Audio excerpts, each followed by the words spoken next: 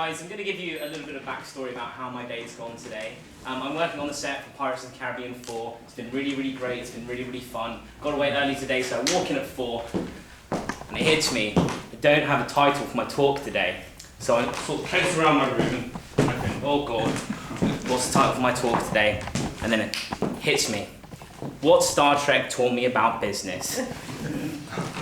So, one of the reasons that I like Gene Roddenberry is because he doesn't see things how they are. He sees how they can be. And I think there's a lot we can learn from that. I think that what we should be looking at is that business at the moment is very much the victim of its own success. And as Ferengi rule of acquisition number 45 teaches us, in business, never confuse luck with wisdom.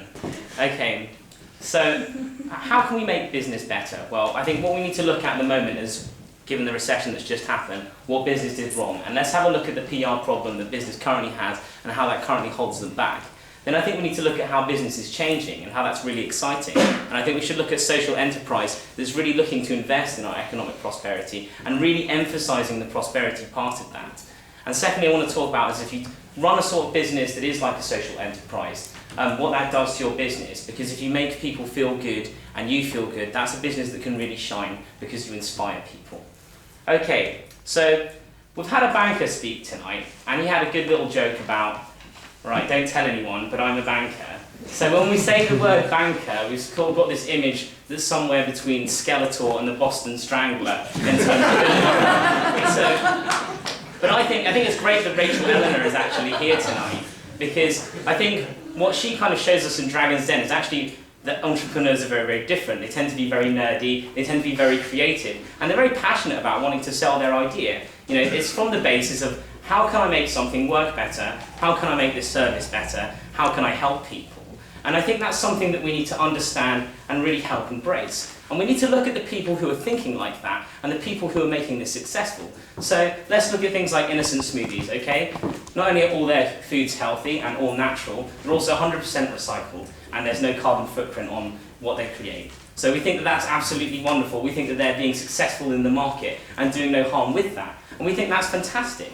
Okay, but let's look at some other kind of social enterprise programs that are really making a big difference. I think one that really inspired me is the Grameen Bank. That's microfinance in India. So what they did there is they took a place that had literally no wealth whatsoever and said, okay, we'll give you guys very small loans to start your own business. So these were little things like bakeries, starting up farms, little grassroots things like that. The loans were about £50, it was small change. So, you know, the risk was small, the risk was still there, but they decided that there's an interest here and there's a way that we can make the market grow. So let's take that risk because it's worth it, not just financially, but morally too. So what happened? Well, very interesting things started to happen. Not only did the economy grow and new business started to flourish, because people were basically starting agrarian things like public health went up because they were getting access to better food. Not only that, women started having their own businesses.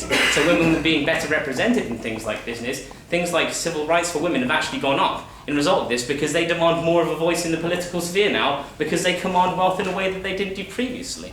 And I think things like this are absolutely fantastic. Let's look at what's happening over here as well. We have things like the Furniture Resource Centre. A guy looked at the council that was collecting rubbish from the local council estates, and it was costing them £50,000 a year to collect all this rubbish, and said, I tell you what, council, I will do it for £30,000 with one proviso. I get to keep some of the stuff if I want to. So what he did is he kept some of the stuff, he fixed some of the stuff, and he sold it at a very, very low price because it cost him nothing to get it. And he sold it back to these communities who were very, very poor, and then wonderful things started happening. Because they started taking pride in their communities again, because their houses started looking much better. And I think that social enterprise is really beginning to change the way how we do business, because it's actually a way to improve the communities we live in, and that's really what business should be about.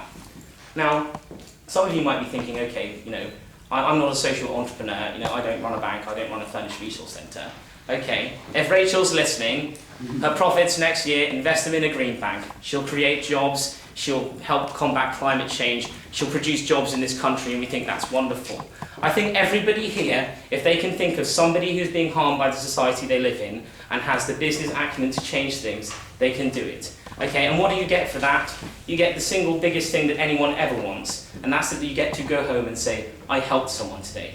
No one really cares how much you earn at the end of your life. They want to know who you helped and how you helped them. Okay, so thank you, ladies and gentlemen, for very much listening. I hope you all are social entrepreneurs of the future, and I hope you very much do well in that. Thank you.